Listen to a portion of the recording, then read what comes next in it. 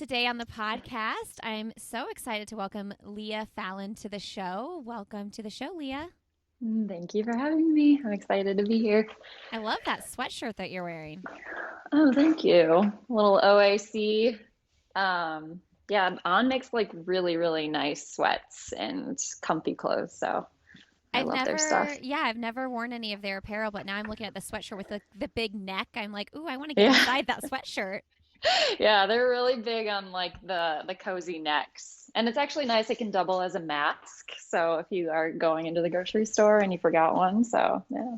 My Oh, teammate Alicia Munson figured that out. I was like, oh, they didn't even know what they were doing, but it works great. yeah. I was thinking, were they thinking ahead or are these designers like, is this a brand new sweatshirt?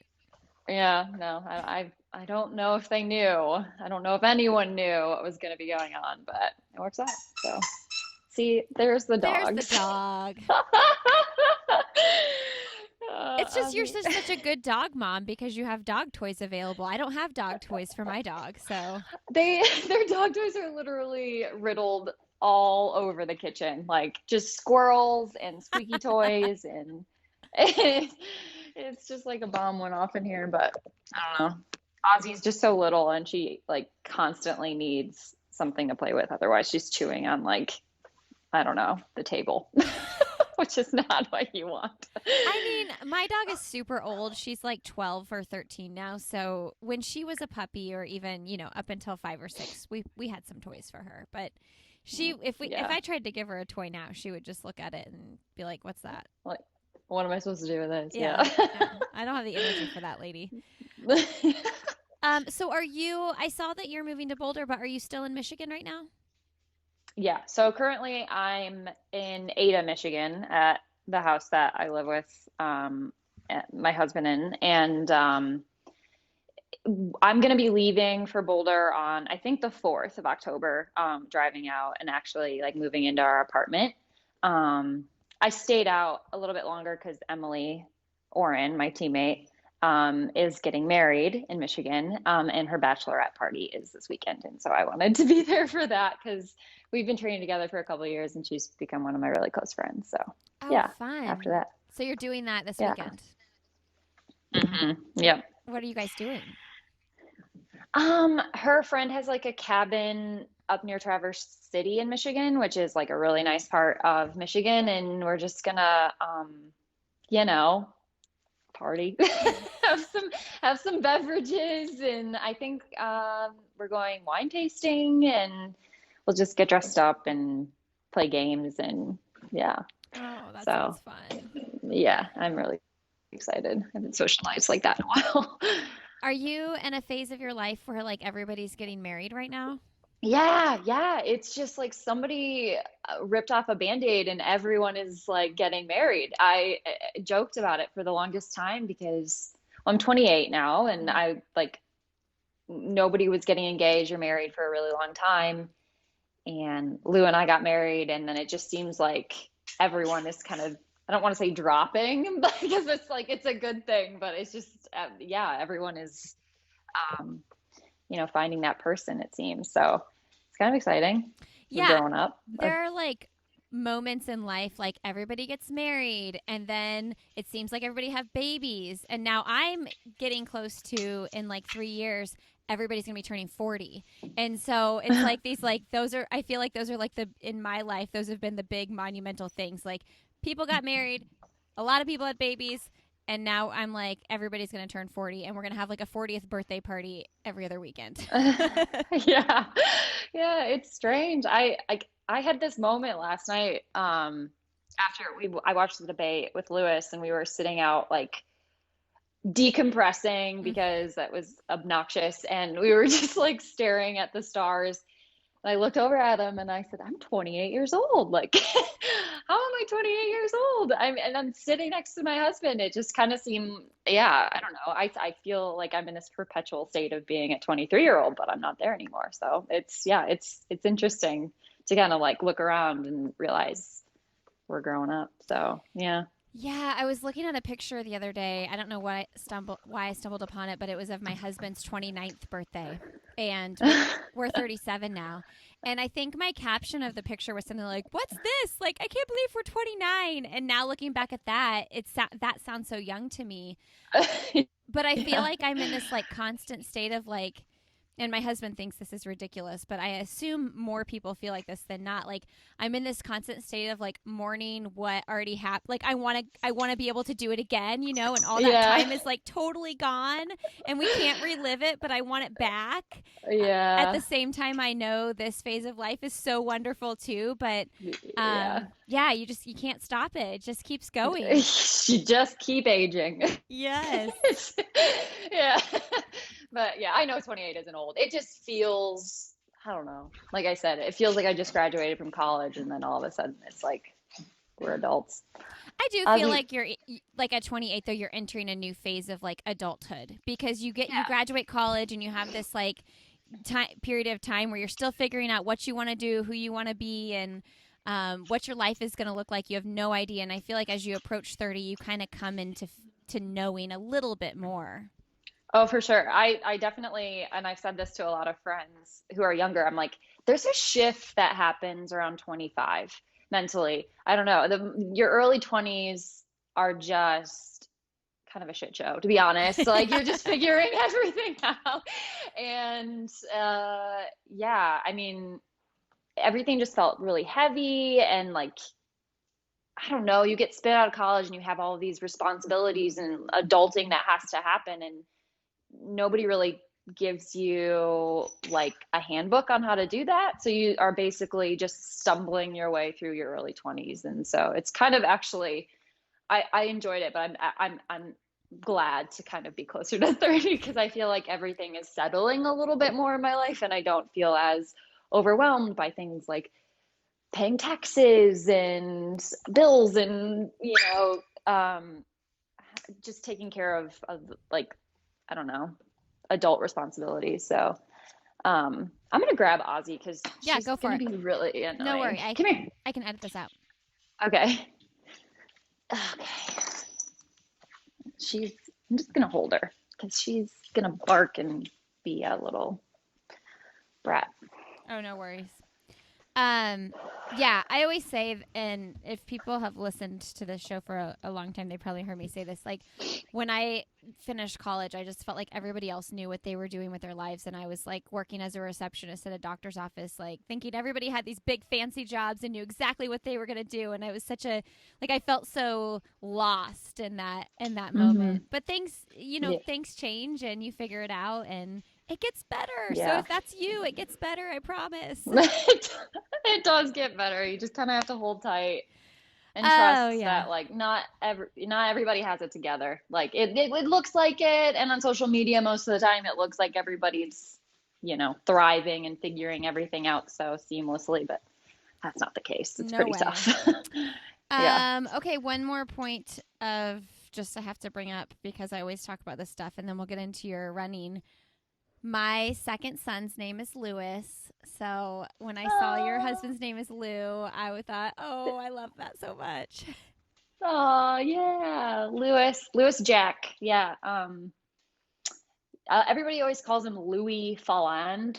Louis, yeah, they like pronounce his name incorrectly. So I love that you knew it was Lewis right off the bat Oh, and yeah, not yeah. Louis. Where's he Yeah, from? Australia. Okay. So he's an Australian citizen. He lived in Papua New Guinea with his parents for a while, and then moved back to Australia, and then went to college in Grand Rapids. And so, and he's also a runner, and that's how we met through running. Okay. Well, Yeah, I noticed that you had said you were waiting to see if he could make the move to Boulder. So I was like, I wonder where he's from. yeah, yeah.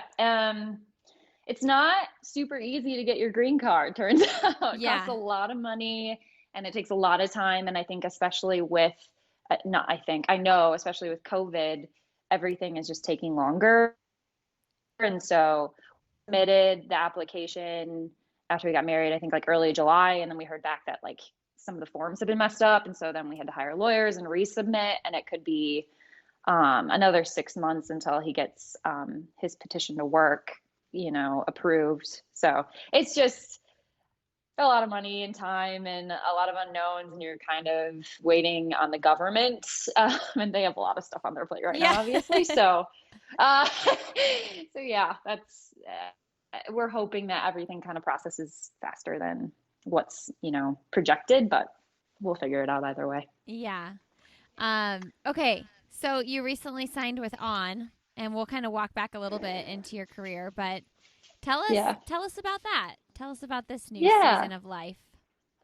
Yeah.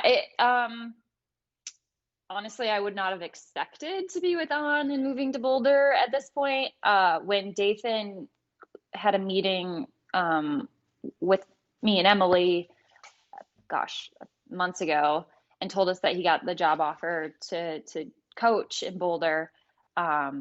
Emily, we went to his house thinking he was like going to talk about training, or I don't know. We didn't know what, but it definitely was not that, we're moving to Colorado. Um, because we thought that he was like settled in Michigan for like the long haul. Um, and he said, I'm moving. I got this job offer, and I would really like you guys to come. And they're willing to offer contracts. And um, my contract with Adidas had ended, and I was with the Gazelle Elite crew.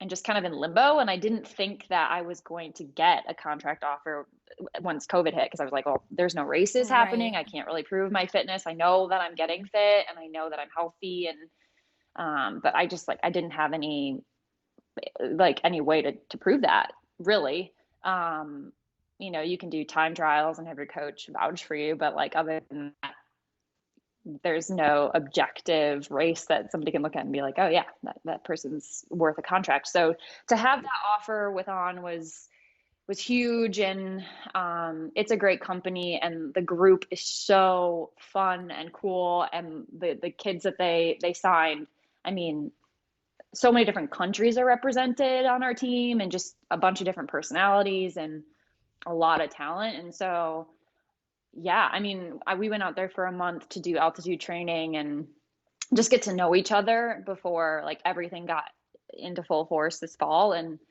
oh my gosh, it was so fun, and the girls are so fun. And yeah, it's been a really cool transition, very unexpected, but that's how life is, I guess. So when you say you were on the Gazelle Elite team, what was that, like a development team or something? Because I know you were fully sponsored by Adidas out of college. Yeah, yep. So um I they had a partnership with Hoka. So Hoka sponsored the team. Hoka didn't sponsor individuals. So we Sure. got gear from Hoka. And I had made the choice because my contract with Adidas had ended. I wasn't on salary anymore, but they like were still offering gear. But I couldn't, if I stayed with Adidas, I couldn't fully endorse the Gazelle Elite team, obviously, because they had this Hoka sponsorship. And I just really wanted to be all in with Gazelle Elite because I was living in Grand Rapids. Dathan was my coach. I was training with these people, but I wasn't fully endorsing that team. Um, and so I just made the decision to walk away from Adidas entirely and shift to Gazelle Elite. And I honestly thought like that was going to be my situation for a lot longer than it ended up being. And yeah, it was great for the time being, and they were really great to us. But I mean, obviously that chapter kind of ended for us, and Gazelle Elite is still going, but Dathan's obviously no longer the coach. And that's where that Lou is still running with Gazelle Elite, my Okay. husband, and um, there's a couple other members still, but everything just kind of got, I don't know, shook up when Dathan left, so it's a little different. Is that how you and your husband met? You guys were on the Elite team together? Yeah, yep. So I started working with Dathan a couple of years ago, and I came out to Grand Rapids, and Lou and I were friends. I've said this on my social media. Lou and I were friends for a year before we started dating. I was dating somebody else when I moved to Grand Rapids, and he was with somebody else. Um, but I met him, and we instantly became friends, and like we found each other like at like team parties or whatever, just kind of in the same place all the time and talking all the time. And then when we were both single, we ended up going out and getting some drinks together. And then it was like, there's probably something more here than just a friendship. So yeah, we met through Gazelle Elite. So that's kind of a special little bond. Yeah. Okay. So many questions revolving, your injuries and coming back from all that. And I wonder what that felt like, having that Adidas sponsorship right out of college and being so successful in college and having this just like nasty string of injuries. I mean, if anybody listening hasn't read Leah's post that went pretty viral back in the day, Hey Struggling Runner, that's what it's called, right? Yep. Yeah. Yep. Go read that and you'll have a little bit more context to the conversation we're about to have. But walk us through mentally like how you dealt with having that sponsorship right out of college and dealing with that string of injuries and then going then to a developmental kind of group, and now you're back with a Yeah. sponsorship and everything. But that had to be really hard when you knew that professional running was what your dreams were. Yeah. It was, there's a lot of pressure, obviously, when you're, and we just discussed this coming right out of college. There's a lot of pressure in general with just figuring yourself out. But then on top of that, um, getting a substantial sponsorship and having these responsibilities to this company, um, and being fully dependent on your body and your health to be able to do that. Um, if you get injured, like I did, it's no longer like you just being injured and having to take time down and being frustrated because like you can't do what you love. It's I'm injured and I can't do my job and I can't fulfill these requirements and I'm getting paid to do this and nothing else. So it really felt, um, it was really heavy, I guess, like right out of college to have those hiccups early on because I did have really big goals and I felt a lot of pressure to perform. And it wasn't, made up pressure. Like it's literally written down in a contract, like we want you to do X, Y, and Z. And if you don't, we're going to take this away. But if you do, it could be really good. And, it's hard. It's hard to navigate. And it's very unique. Like there aren't a lot of people who experience that. And so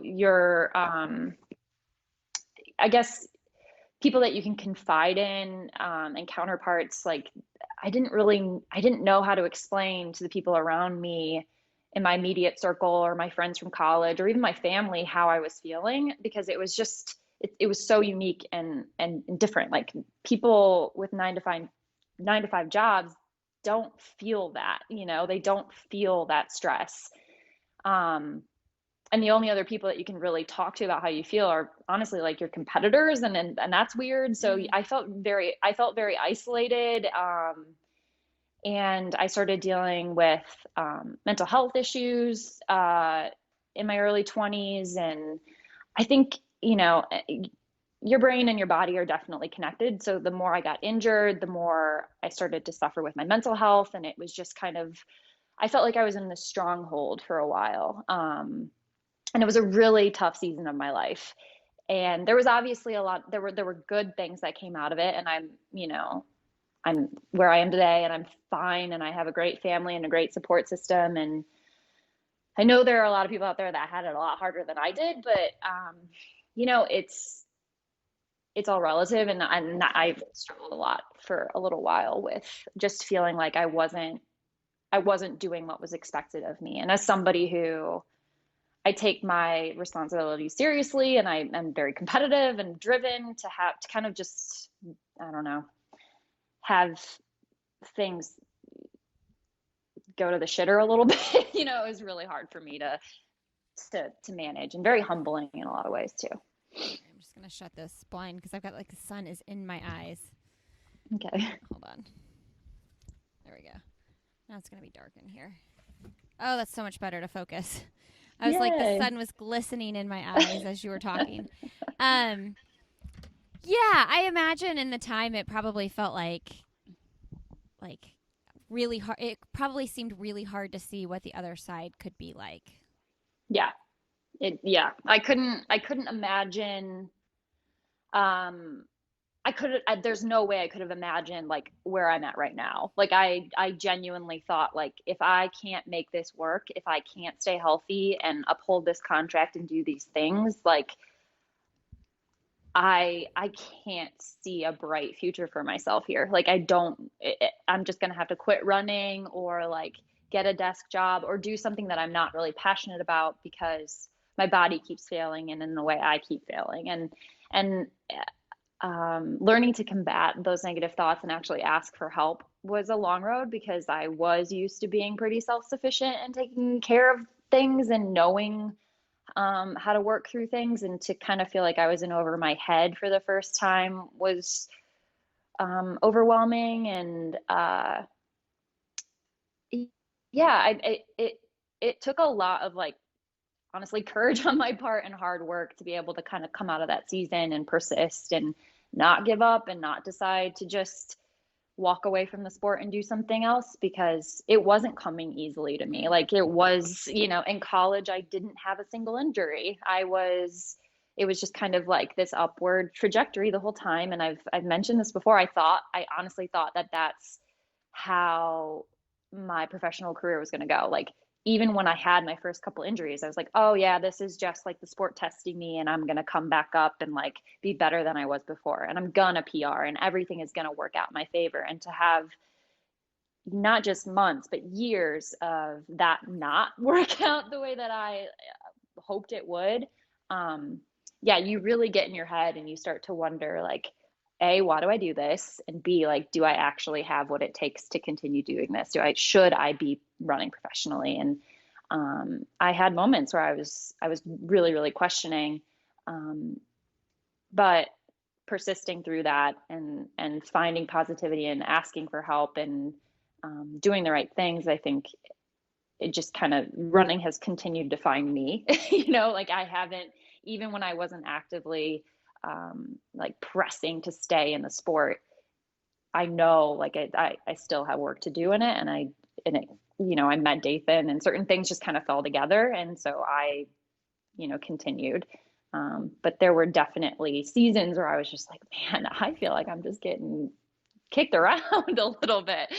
And that's what inspired the Hey Struggling Runner thing too. Mm. It's just because I know that that's not an abnormal story in our sport. It's just not what you hear about most of the time because, and it's not bad, but we definitely decorate the people who are running fast times, and Sure. those are the people who get attention, and that's how life works in a lot of ways. And there are a lot of untold stories of people who have worked really, really hard and struggled quite a bit, and then walked away from the sport or found something else and just never really shared those emotions and those things that they went through. And um, yeah, I just wanted to kind of connect to people, the whoever else. And I know that there are a lot of other people who have felt that way. So I just wanted to be that voice.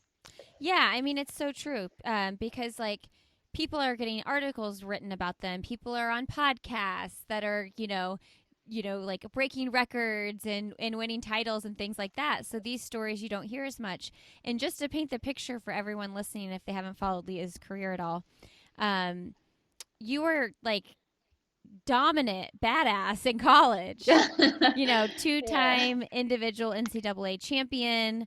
Um, One Steeple Chase all 4 years you competed in the Big Tens. Like those are like these are really big accolades, and to go from like you mentioned going up up up up, like slowly you were increasing your mileage each year, not getting injured, and just seeing these leaps and bounds results as the years went on, to have that setback and think, what's going on? Why is this happening to me? Mm, Because you had all those years where you weren't injured and things were going well. Um, mm-hmm.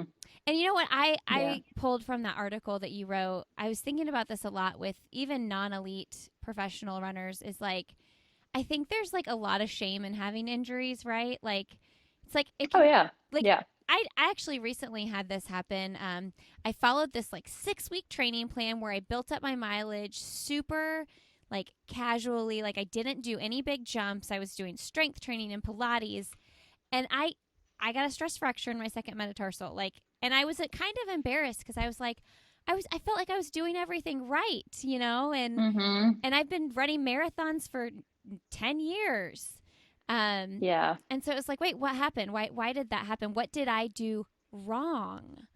Mm-hmm. So maybe you can speak to that a little bit, like getting injured, but not putting that like blame on yourself. Mm-hmm. Yeah, there's definitely stigma and shame surrounding getting injured in our sport because it's almost like, I mean, it wasn't like an accident. It didn't. It's not like you an acute accident where you just slipped off something most of the time and like broke your ankle. It's gradual over time, and um, I mean, you're running through a lot of the time pain knowingly, and just kind of crossing your fingers and hoping that it's not as bad as you think it is. And um, it's almost like, I guess, in your mind, you almost feel irresponsible, like you weren't in tune with what your body was asking for. You up your mileage too quick. You do, stupid workouts, or you're not doing enough strength training, or you're not doing enough rehab. And there are a lot of different avenues that your mind takes when you get injured. And you definitely don't want to share what's going on publicly for the most part. Like especially my first few injuries, I almost felt like I had to, um, like hide it, I guess, and post pictures of myself from when I was healthy and talk about, um, how great things were, because you want to just spend those 4 weeks kind of in your own little shell thinking I just have to get through this because I broke myself. um, and yeah, I definitely had to learn how to not get in my own head about injuries, and I had to learn how to say, this just happens. Sometimes it's not like you didn't do anything necessarily wrong. It's just like the perfect storm, and your body, breaks down. And what you're doing, what running is really hard on your body in a lot of ways. And you don't know your limits until sometimes you cross them. And then you just have to take that as a learning experience and try your best to not do it again. But like taking the blame off of yourself and being kinder to yourself in those seasons is really, really important. And honestly, there is power in transparency. And I learned that early on too. It's just saying, like, hey guys, this happened, normalizing it, just being like, yeah, I trained too much. Yeah. It's not that big of a deal. It happens. There's 100% injury rate in our sport. So just like being kind to yourself, and not letting your brain go too wild with the blame game of like, well, if I just done this, or I just done this differently, or if I wasn't so dumb doing this, that's not productive. That's not going to help you heal any faster. And it's actually probably going to make things a lot worse because you're going to be stressed and negative, and stress does not help healing. So yeah, I mean, it's just hard. I mean, you're going to feel low for a while, but just doing your best to work through those negative emotions is my best advice, and knowing that it's super normal to feel Yeah. that way. Do you feel like now it's 2020? This string of injuries was like, 2015 on. Do you feel now Mm-hmm. like you're in a good headspace? Like, okay, I'm healthy, I'm training, I have this new contract. You've been working with Dathan for quite a while now, and he's someone that's battled a ton of injuries himself and kind of knows how Mm-hmm. to navigate dealing with those kind of, I guess, struggles.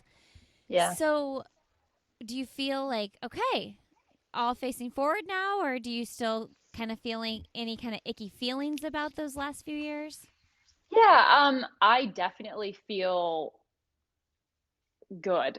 Like I feel like I'm in a healthy place, like a better place that I've been in a really, really long time. It's hard not to look back at those years sometimes and still feel sadness and Yeah. frustration. And I don't think that that's bad. I don't think there's ever going to be a point in my life where I I look back at everything that went on, um, and just even in the future. I mean, there are going to be hardships and struggles and things that I look back on, and I can't like look at them and objectively say like, oh yeah, that's no longer a like making me think negative thoughts. Like it's just kind of like a daily thing, and um, I feel like now there are just so many good things in my life, like so many positive things that it's hard for me to get caught in kind of that tornado of negativity, the way I used to. I don't I don't find myself like ruminating on past experiences or like past injuries or struggles or like thinking I'm going to fall back into that pattern of injury. I don't like I've been injury free for over a year now, and I feel healthy. I feel strong. I feel like I'm in tune with my body again, which I for a really long time I felt like I wasn't. um, and I feel like I feel like I know when to back off from training, and I know my signals of like I'm not sleeping well or I'm not recovering enough. Um, and I trust Dathan's judgment on things too. So I'm constantly in communication with him about how I feel, and he, like you mentioned, went through the ringer with injuries and setbacks in his professional career. And that's what's great about having him as a coach for me personally, is I can go to him knowing that he's probably been through the exact emotions, similar pain, a similar process of healing, and kind of he also knows the warning signs for overtraining and kind of approaching injury, and he takes that very seriously and is an advocate for backing off when I need to. And I think that's why I've been able to stay healthy for as long as I have recently since working with him. So yeah, I don't know. I love my husband. I'm in a really good place. Like there's so many like really good things that I'm looking forward to in Colorado. So honestly, sometimes I look back and it seems like another life, but I still feel like some of those emotions. So it's strange. And I still have seasons where I unpack it, but I feel really good now. It sounds really exciting where you're headed, from the Yeah. outside looking in. It sounds like a really exciting and hopeful place to be. Um, Yeah. I'm not going to keep harping on the past, but I do want to ask one more thing about the injuries. Okay. Um, Yeah. oh my gosh, your plantar fascia, like the tear. Yeah. Okay, Yeah. I have torn my plantar fascia too, like bottom of my foot, black and blue. But like I couldn't bear weight on my foot for like 10 weeks. So the fact that you got a partial tear and then you went on like, okay, if I can make it through these like 4 or 5 weeks and get through the Yeah. trials to make the team, like, and then give it time to heal. I just can't imagine even like putting weight down on my foot. Obviously, as a professional athlete, like you were doing all the other things too, like you're getting work done and doing everything possible to um, put it at ease while you went through. But I really started fall. I've been a runner my whole life, really, but I really didn't start following track and field until 2016 when I launched this podcast. So I didn't even know, the story and like who you were when all that happened. And Yeah. you were really like, for those listening who also are like me and didn't know, like you were one of the ones to make the team in the steeple. Like you were like you weren't an underdog. Like you were likely to make that team. Yeah. And that plantar tear really, God, it screwed you. Okay. It did. It did screw me. Yeah. It was tough. Do you ever wonder, Um, like, because, in Steeple, I think the names we often hear, we hear Emma, we hear Courtney, and we hear Colleen. Like, those are the Steeple names that people know. There are more names than that, for sure. But for I sure. feel Yeah. like in these past, like, 3 or 4 years, those are the names that the casual spectator of track and field would know. Right. Do Yeah. you ever feel like I'm in that mix too? Like, I was in that mix. I like, likely could have made that team. Yeah. Yeah, I mean, there was a little bit of time there where I mean, we talked about injuries, like I beat myself up a little bit thinking, oh man, maybe if I'd been smarter about this, I would like everything would have changed and I would have been on that team. Maybe if I had listened to my body a little bit more or like taken time down with my planner, things would have worked out. But you can run through the what ifs endlessly in your mind. Like, what have I done this differently? Maybe I would have been, Mm-hmm. and it is really easy to look at other people's success when you've had similar success, but it didn't work out the same way it did for them. And think, oh man, like I deserve that. But that's, realistically, I I didn't get it. Like Yeah. Yeah. it wasn't me, and the top three make the team and they deserve that. And it doesn't detract from my success, and I don't need the general population or the average track fan to think of steeplechase and think of my name to be proud of what I've done and what I will continue to do in the sport. So, it would be nice to have more people be like, oh yeah, she's run 9:18 and she was like expected to make the team, but like at the same time, I don't really care because that's not why I do it. That's not why I continue to run. Like I just love the feeling of racing, and I'm going to continue to train. And I want to make the team next year. But that's for me, and I really appreciate and respect the other women that run steeple, like Emma, Courtney, Colleen, all the other women that are running to make the team. Like those are some of the coolest people I know. Like seriously, like those women are so strong and so cool.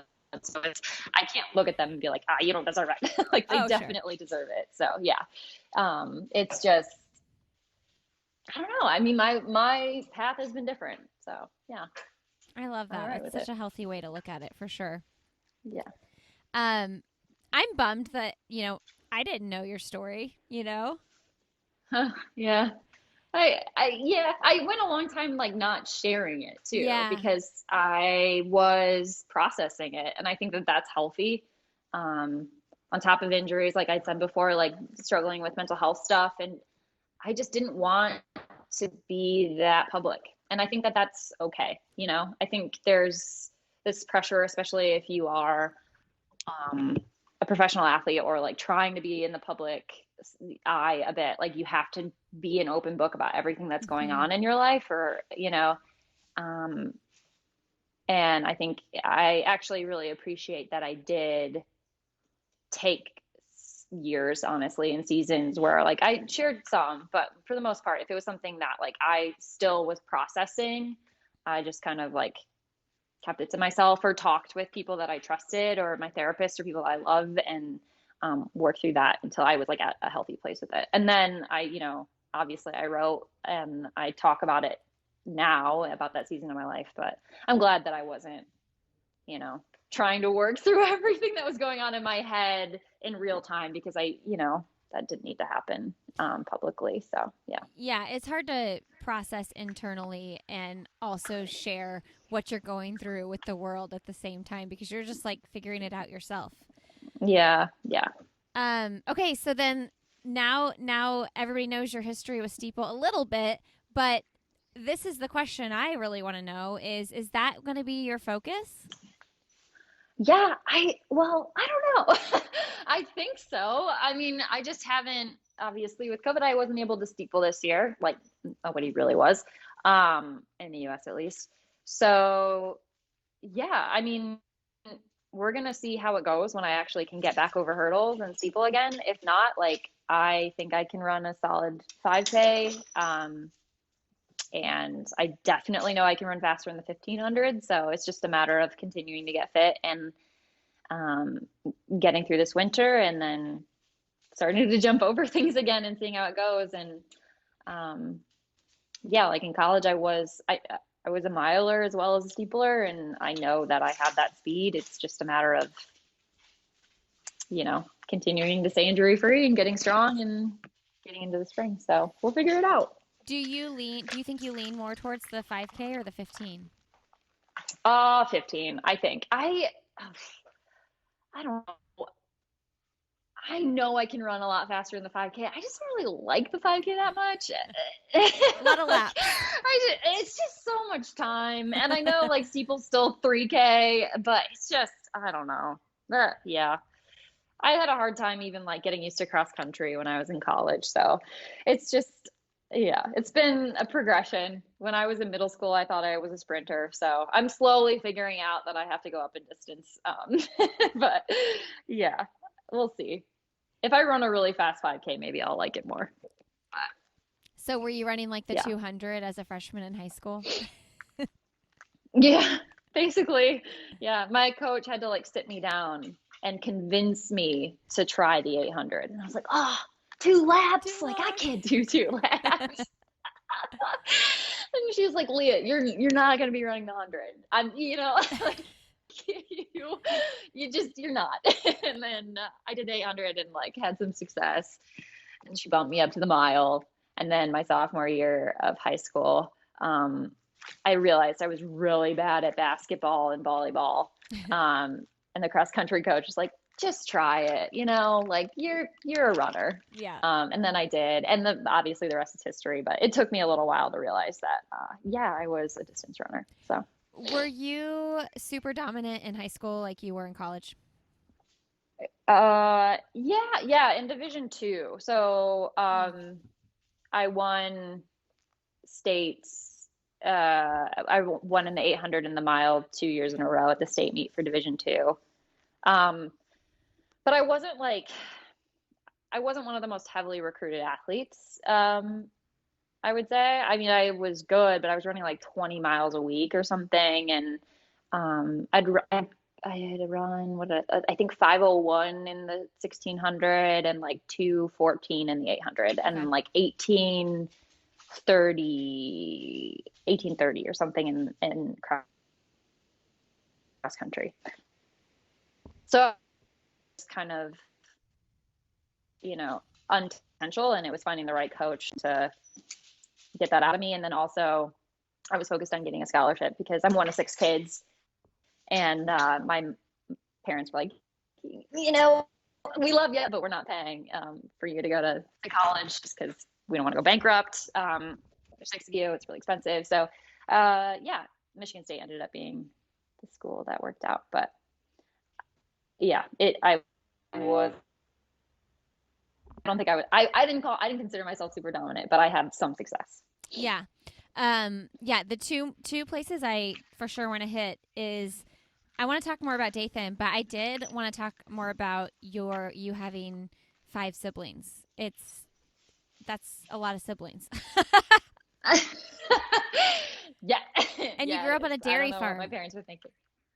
Yeah, Where yeah. Well, where were you guys? Where'd you it live? wasn't the Croswell, Michigan. So Okay. it's the thumb of Michigan.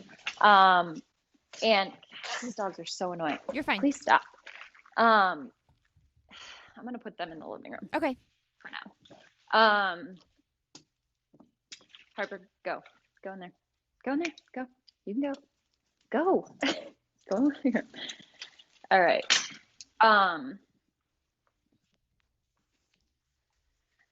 Okay. Yeah. So, I grew up in Croswell, Michigan, which is in the thumb.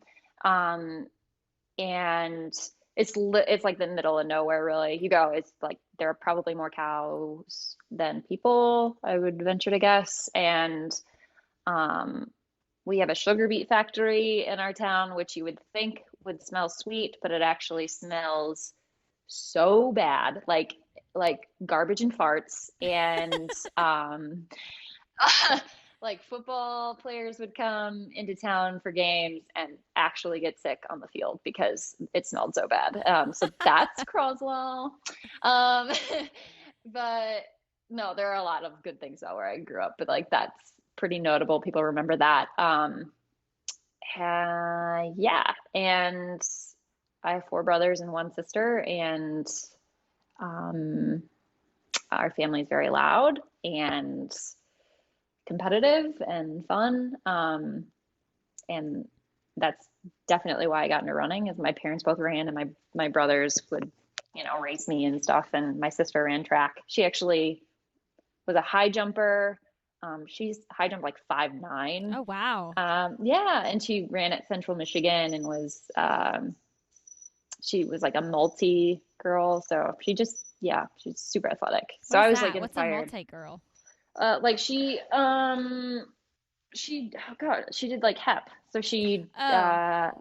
so she high jumped, and I remember she came home from college her first year, and she had bulked up to throw jav and shot. And she like boomed into the doorway, and my dad's like, "Oh my gosh!" She, we still joke about it. She like bulked up so much, but yeah. So That's anyway, funny. that's a tangent. But my sister was like a really really good athlete, and so I was inspired by her. And then my brothers and I raced all the time. So Oh, it's good. yeah, I have a Where are really good you relationship. in the lineup? I'm the fourth. Okay. So my mom and dad had my sister, or my brother Scott, my sister Allison. They're older, and then they waited 7 years, and then Whoa. they were like, let's have more kids, and then they had four of us in 5 years. So Whoa. yeah, yeah, yeah. I don't know why, but That's wild. 7 years? Because usually if you're hitting that 5 year mark and you haven't had a next kid, you're usually hanging it done. up or you're accidentally getting pregnant. Yeah, I guess they like meant to do it. I don't know why, but Wow, 7 years. actually, I do know. It was my mom went to nursing school, and Mm. my dad got out of dairy farming in that time, and so there was just this transition. And my mom was, taking care of two kids while in nursing Oh yeah. school. And it was just too much. Like they couldn't have more kids, and they also didn't have the finances at the time to support more kids. And so once they were a little bit more established, and my dad got into sales, and my mom was an ER nurse, they were like, we Maybe can we want swing to it. do And more. so Yeah. they went Wow. for it. So yeah, here That's I am. wild. My husband, well, there's four of them, but there's like a 5 year gap in between the older two and the younger two. And I think that's huge. But 7 years, wow, that's like two separate. Yeah. And built-in babysitters a little bit, Oh, my for sister, sure. they could watch us when we were, you know, toddlering around. So yeah, it's kind of Wow. cool. Okay. How do you think having so many siblings shaped who you are today? Oh, I mean, in so many ways. Yeah, you learn really fast that the world doesn't revolve around you. um, and you learn to be pretty independent. I mean, I was, um, you know, the fourth. So by the time my parents got to me, they were pretty relaxed. They did not hover over us, and I actually really appreciated that. In a lot of ways, because it taught me how to be self-sufficient and to take care of myself, and yeah, and also like little things, knowing how to share, knowing how to live with people, knowing how to just I don't yeah, like interact with a house full of people, and not get annoyed when like the bathroom is full, or it just makes you really just chill in living environments. um I'm not obsessive about things always being clean, because I know that like when I grew up, it's just, I mean, I like to have a clean environment, but yeah, it's just I think it made us all a little bit more like lax about things, because um, you can't really be uptight in a house. Like it was a 3 bedroom house with 8 people in it. And so it was just kind of like Wow. you learn how to like, A 3 bedroom uh, house. my sister and I shared a room, and then my brothers all shared like this gigantic Four room, and then brothers. yeah. So you'd walk into my brother's room, and it was like a war zone. Oh. Just like like they had their video game set up, and then clothes everywhere, and it was just, I just remember the constant battle between my mom and my brothers to keep their room clean, and it was, yeah, they were so smelly and just the worst in so many ways. But Wait, where's your yeah, sister in the lineup? she's the second. The only So other girl. Okay. yeah, so thank God I had a sister, because otherwise I would be such a dude. Like I did not know how to do my hair. I didn't know how to put on makeup. And my sister kind of like, when I was of age, took me under her wing and was like, okay, like you can't wear basketball shorts and a t-shirt and slick your hair back into a bun every single day. Like I know, I mean, you can if you really want to, but I know you want a boyfriend, and you got you gotta like put in a little effort. So she definitely shepherded me through my puberty years, which is nice. But yeah, That's so funny. yeah. I have all boys, and I have four of them. They don't have sisters though. But when you were describing their room and everything, I feel like two of mine share a room right now, and the other two are in their own rooms. Little spoiled brats with their own rooms. How dare they? I can't believe it. But I do have kind of visions of them all just going to the same room eventually. I'm like, why not? You can all be together, and those rooms can be my offices, and Yeah, it's mayhem. It is mayhem. We have so many good memories. Well, yeah, good in hindsight, but like it was wild. I mean, we used to lock my little brother in closets and like tie each other up in like sleeping bags on our bunk beds, and just like when my parents were gone, it was, yeah, there were no rules. And then they'd come home, somebody would have like a broken hand. Yeah. And my little brother's like in the closet. My mom and dad were like, what happened? It was wild, but it was really fun. And we have a lot of like fun memories, and we sit around at my parents' house when we get back together and just reminisce. And I would never, ever have 6 kids. Like, I don't want that many kids, but I'm glad that I was raised in a family of 6 because it's fun to look back on. Do you want to have kids someday? Oh yeah, for sure. Yeah. I don't know how, just a couple, probably not, I don't know, not that many. Yeah, but you might get 7 years out from those first 2, and just the spirit moves me, and yeah. it was 4 and 5 years. Do your parents still live in that same house? Yeah. Yeah. Yep. Yeah. A lot less loud now. For sure. That's where Lou and I got married, which is not what I ever expected. At the house? Mm-hmm. Oh, wow. And I was, my mom, like I said, was a nurse. And so,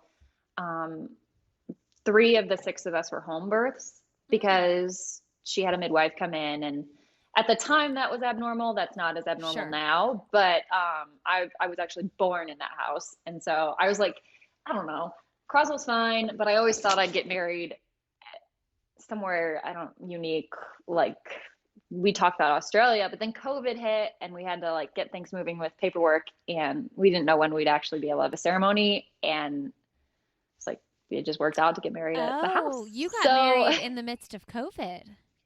Yeah, we got married in May. Yeah. Whoa, right in it. Right in it. Yeah, we had 10 people there. Wow. Yeah, and my mom made lasagna, and we planned the wedding in a week because my brother was going to go out of town, and he wasn't going to be able to, we didn't know when he'd be able to come back, and we definitely wanted him there. And so I just had to I bought my wedding dress online, and my old neighbor built our arch for the thing we stood under. And then I sent my mom a picture of a vision that I had with rugs on the ground and old chairs and stuff. And she just went around to different consignment shops and bought things, and it came together beautifully. We had a photographer friend come by, and it was on a gorgeous night. But yeah, it was a whirlwind.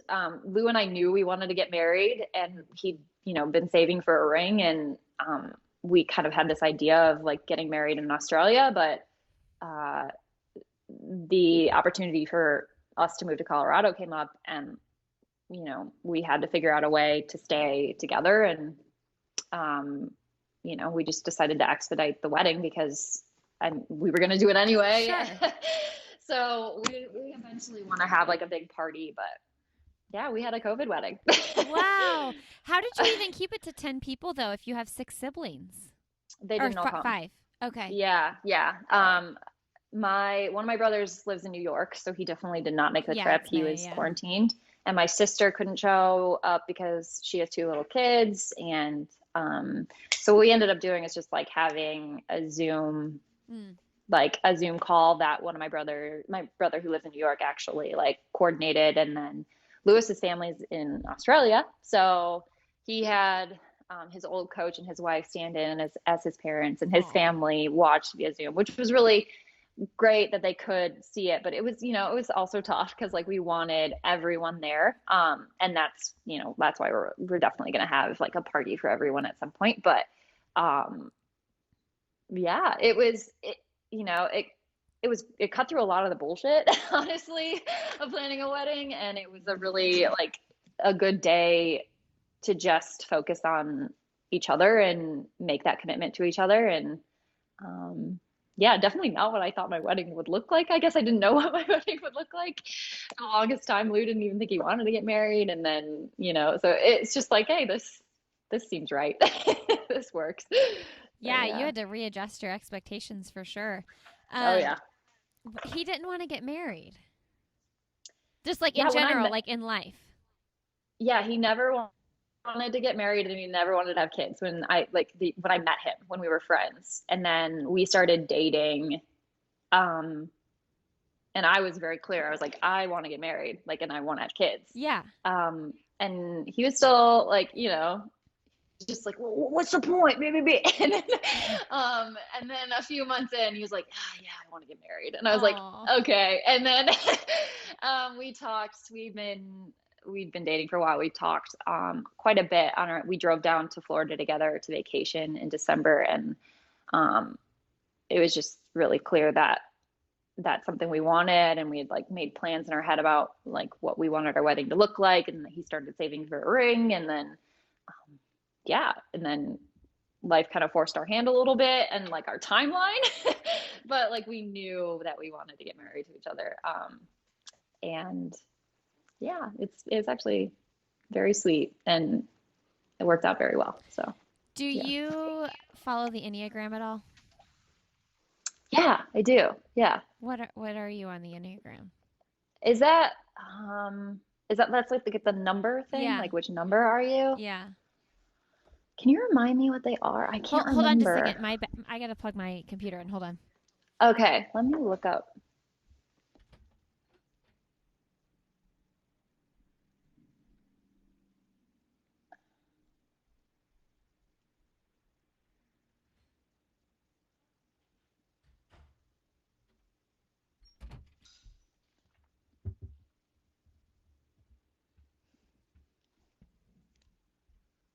Oh.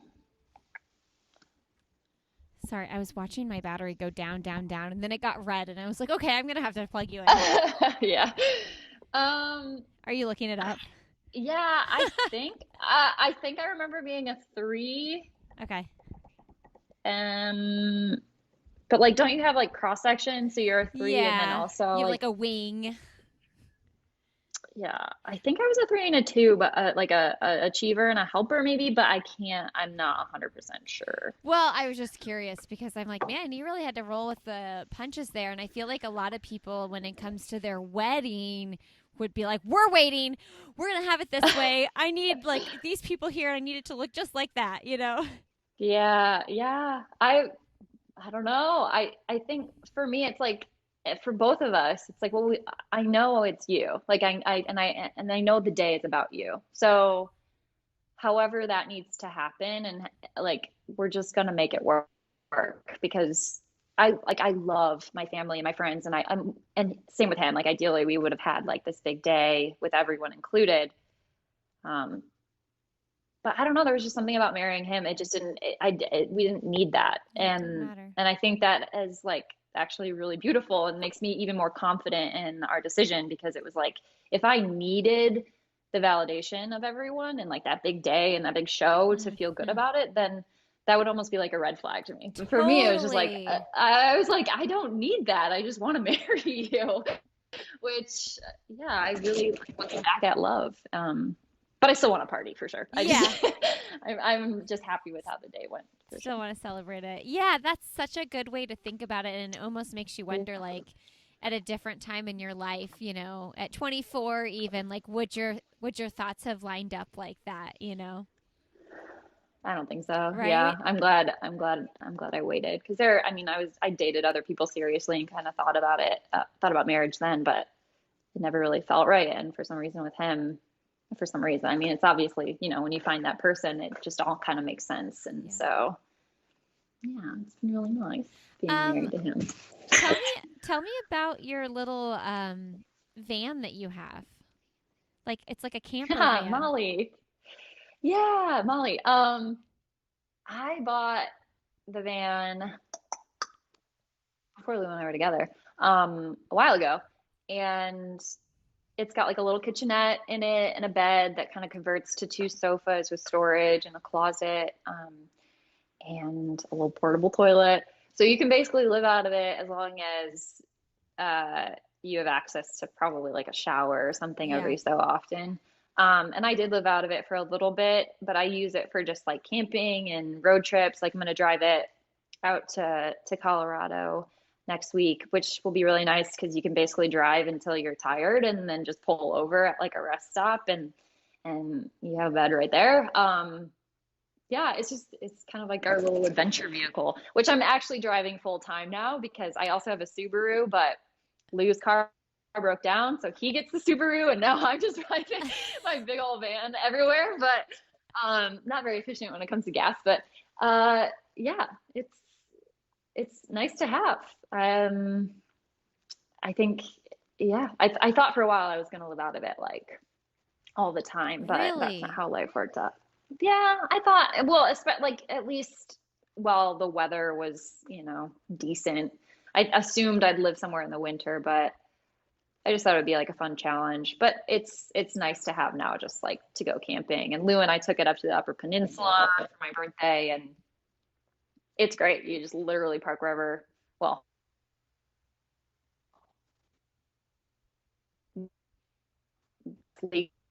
pop open the doors and just kind of like, I don't know, stay wherever. It's a lot of freedom.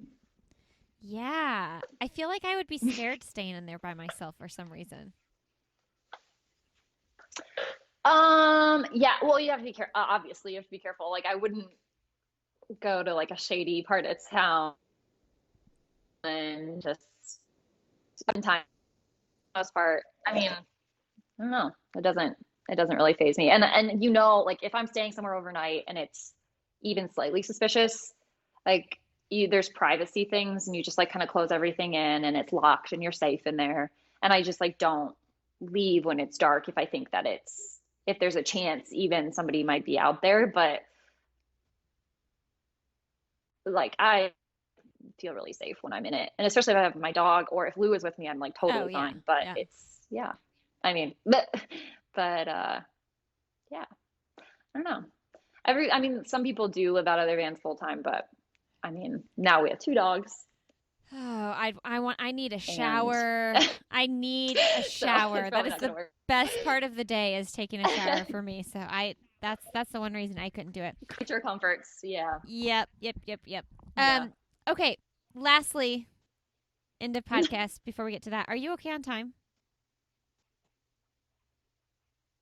Oh yeah, I'm fine. Okay. Yeah, Your internet's some guy's supposed to show up to like what?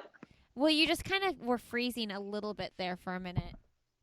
That Oh, it hasn't happened very often though. I think the sun went away. I can open my blinds again. okay. Okay.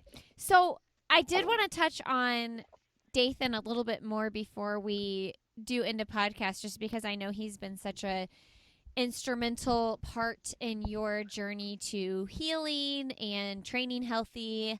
You know, I can't believe I've never had him on this podcast, actually. You should. I Yeah, totally he's should. awesome. Yeah. But share with us a little bit about your relationship with him and how he's kind of stood with you and worked with you to get you onto this like track to, future success in the sport and running healthy. Yeah. Um, Dathan, literally from the moment that I met him, has been like a source of comfort and just a helper. Like and he's like that with everyone. Like it he has a soft heart for people who struggle. Definitely because he's an empath. Like I know that he feels what people feel. And then also he's just been through so much, like I said before, in the sport. And just, he's he's got a lot of wisdom. And he's also just very kind. So when I met him, I was 25, 25, about to turn 26. And I felt like I was washed up in the sport, done. I didn't think could continue. Um, and within our first conversation, he was already coming up with ways to help and solutions to my problems. And I was like, okay, like this guy, you wouldn't think somebody with that much success would take that much time for someone that, like, I wasn't doing anything for him. Like he wasn't, aside from just knowing that he was helping, he wasn't getting anything out of taking his time out to like introduce me to his PT guy. And he would meet me to do like weight training and like things to help me with my imbalances that were like causing my injuries. And he introduced me to his doctor to get blood work and figure out like kind of the root of everything. And so honestly, like I wouldn't be running anymore if I didn't know Dathan. And he's just, yeah, he's really nurtured me back to health, not just like physically, but also I just am like emotionally a lot, like I just feel better, and it takes a village of people to really keep you healthy. And there are a lot of other people in Grand Rapids and in my life that do that. But Dathan kind of was one of the key people a couple of years ago to really kind of like scoop me up and like help me along. And I definitely don't tell him enough how grateful I am for him. Oh gosh. It's okay. God, sorry. There's a man here to like fix our fridge. Go ahead. We can pause. Do what you need to do. Okay. Our fridge broke. Please stop. Hi. How you doing? Good. Yeah. Come on. Harper, Ozzy. Yeah.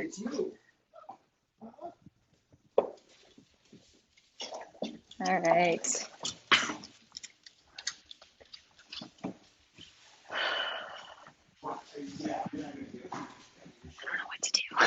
He wasn't supposed to show up. Oh, it's okay. At this time. Do you need to tell him you're doing something, or? Can I? Is it a? Yeah. I can just sit here. If you need to like go talk to him for a few minutes, I can just sit here and wait. I think I should. I'm doing an interview thing right now. So are you good just working on the fridge? Yeah, maybe 5-10 minutes and just let myself out. Okay, awesome. Yeah. Did they already paid you and stuff? Okay, awesome. No problem. And I can wait, or if you need to pop back out or whatever. Can I call you back when he heads out? Because I'm not gonna be able to sit in the same spot. Is that, or do we need to keep the stream going for the next like 5 or 10 minutes? Well, I'm okay with where you are now. Okay, I'll just set it up. You're fine. Like if you just want to sit there, we can. I mean, it doesn't matter to me what it looks like. Okay, I just didn't know, like, for congruency's sake, if it mattered if I was in the same spot, but I can No, I mean, as long as your internet works, because we're gonna we'll like probably chop a lot of this up. Your background looks better than mine anyway. Okay, let me get Harper. Come here. Okay. And I'm almost done, I promise. Okay, no, don't worry. I'm not doing anything today except running. Okay. Where were we at though? Was it, you were talking about Dathan, but I couldn't remember if I was coming in for a question, or let me think.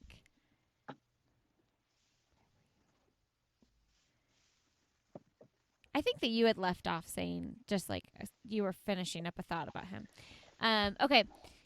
Yeah. So, what do you think what's a valuable lesson that you have learned specifically from Dathan? Um, Dathan, I mean, there's so many things I'm trying to think. Dathan's definitely taught me, I guess, first and foremost, how to just persist through things and find solutions to problems as opposed to feeling overwhelmed and allowing yourself to just, I guess, shrink back when life gets challenging. Because, like, sometimes if you don't know exactly how to navigate a challenge, you don't, you know who to ask. You don't know even if there is a solution to your problem when it comes to injuries. Or for me, I was dealing with like thyroid things, and I didn't even know where to begin because I just knew that I felt crappy. And I've seen him do this with a lot of different people. It's just like if there is a problem, there is an answer. You just need to ask. You need to be persistent about asking for help and not stopping until you get the help that you need, and not giving up on yourself when things get tough, and believing that you deserve that help. Um, and yeah, I guess just being persistent and also positive in all of it because he does a really good job of um, just trusting that in time with hard work and persistence, things will work out. And, um, he's a testament to that. His career is he's been knocked down and like continued to like kind of crawl his way back up. And so, he practices what he preaches. And, um, yeah, I think he's just a good dude. Well, it's so exciting to see, what you guys are going to do out in Boulder with the team and with On and just him coaching you and the rest of the team. I'll have to look and like learn more about the other athletes that have joined the team. Yeah, you should. There's so many characters. Like It's it's awesome. really fun. Yeah. It's interesting because like a lot of them are just fresh out of college, and so Yeah, I heard you like you say kids become, earlier. Yeah. yeah, they are. I mean, like I did not realize how different like 23-year-old guys are Yeah. like from like I don't know, the people that I'm typically around. So it's actually pretty fun to like, I don't know. I feel like I'm reliving that time in my life when I'm around them. But yeah, they're really silly and, like I said, super talented too. So I think there's going to be a lot of cool stuff happening with the group. At 28 years young, you're the old lady on the team.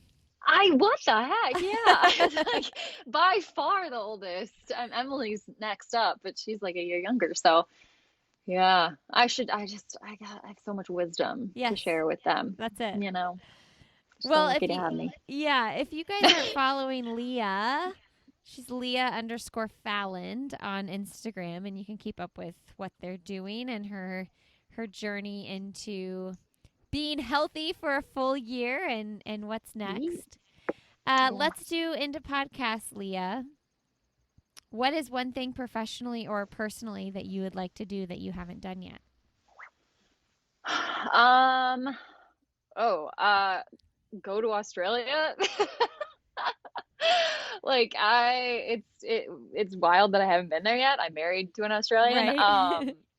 And just traveling more in general. I think I've traveled a bit for running, but I think when running is over, just taking the time to be an actual tourist and not in a place for work and really enjoying the rest of the world. Also, when the world opens up again. Oh, seriously. So yeah. Do you guys think that you're like you will always stay here in the US being that he's from Australia? Yeah, probably not. He's been out of Australia for a decade and his family really misses him, and I'm totally game to move somewhere else. So, um yeah, I think when I'm done running we'll probably, you know, get on a plane and head over there for however long. We don't really have like a solid plan, but Yeah, no need for yeah, that. yeah. But yeah, we hope to end up living over there for a bit. What is an accomplishment you're most proud of? Um, it's not like a single accomplishment, but I'm really proud that I did not quit when things got tough with running, and that I kept looking for answers. And I'm really proud of this last year. I think this has been like such a great year, and a lot of things that I did not like foresee necessarily getting better did. And I've really learned how to like keep myself healthy in more ways than one, and I'm just so happy, and I'm in such a good spot. So I'm just proud of that. So Soak that up. That's awesome. yeah. What's the best, most recent book you've read? Best most recent book. Okay, there are a few. So I'm the queen of starting a book and getting like 2/3 of the way through it and then like finding Uh, something else. So I am in the middle of, this is kind of like a, I don't know, it's like a darker book, but the Bell Jar by Sylvia Plath. And then another one that I was reading. Oh, I read Daring Greatly by recently, which is great. I actually finished on Brene Brown. I just eat up. So that's it. I'm trying to remember. And audiobooks. Oh, Becoming by Michelle Obama. I'm like kind of almost done with that, and that's really good. I mean, I'll probably get like through my audiobooks when I'm driving to Colorado because you can only listen to so much music. But yeah, That's good. that's where I'm at. What is, oh yeah, who is someone fun, motivating, or inspiring that you'd like to have coffee, tea, or cocktail with? That's ever changing, but Mhm. right now I've been really into this podcast called Girls Gotta Eat. And I don't know, they're comedians. Their names are Ashley and Raina. And Ah. they interview a lot of really cool people, and they talk about some very like deep and meaningful subjects that they're just goofy, and I feel like they'd be a really like fun couple of girls to like have a beverage with and just like shoot the shit. And then there's a few, but like Jamila Jamil is another, like she's an activist, but she's just a really really strong cool woman that I respect, and also seems really fun and goofy. So yeah, those people, Well, any of them, all of them. I'm super excited to look into this podcast. I've never heard of it. Yeah, they can be a little Oh, raunchy. just go ahead. That's okay. But like they're so honest and like open books and goofy, and they just, Luke calls it taking the Mickey out of yourself, so they like make fun of themselves all the time, and I really appreciate their humor. So yeah, if you're Okay. just looking for something lighthearted for the most part, but still touches into important topics, that's a good one. I mean, my go-to escape is the Popcast, which is they talk about pop culture stuff. Um, Oh it's yeah. got to be like really hard to do a comedy podcast well, to have that Yeah. balance that you're talking about of like deep stuff, but also getting people to laugh. Yeah, they do a really, really good job. It's a super popular podcast.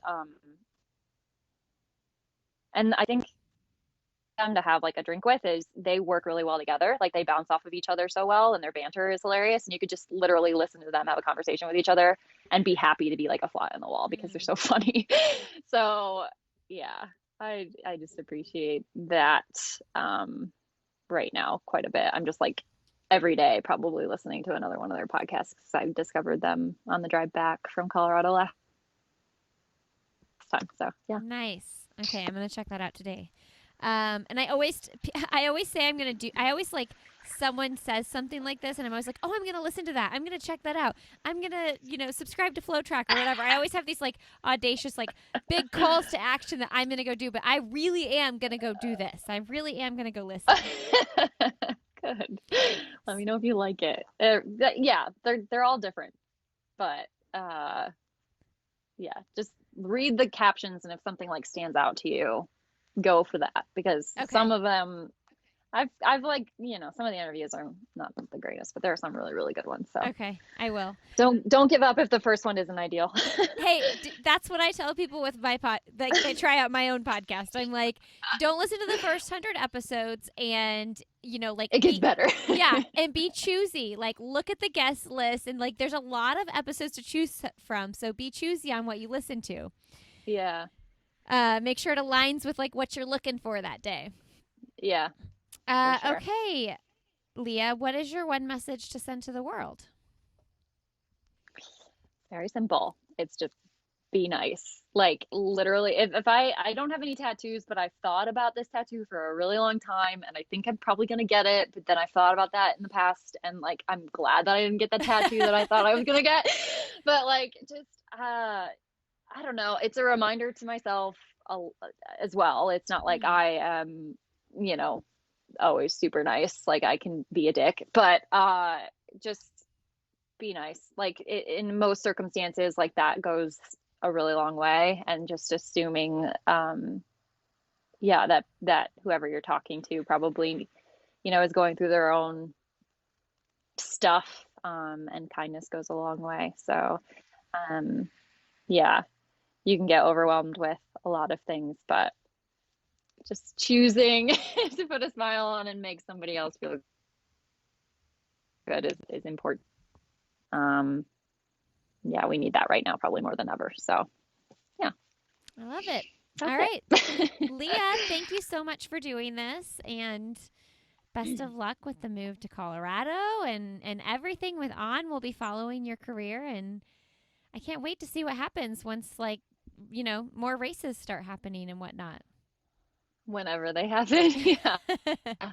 Thank you. Yeah, I'm really excited to get out there and set up our apartment, and I don't know, just be in Boulder. I feel like I've kind of got one foot Yeah. in the door in Michigan and one foot in Michigan. So thank you. I'm excited to make the move. Love it. All right. Have a good rest of your day. You too. Thank you. Bye, Leah. Bye.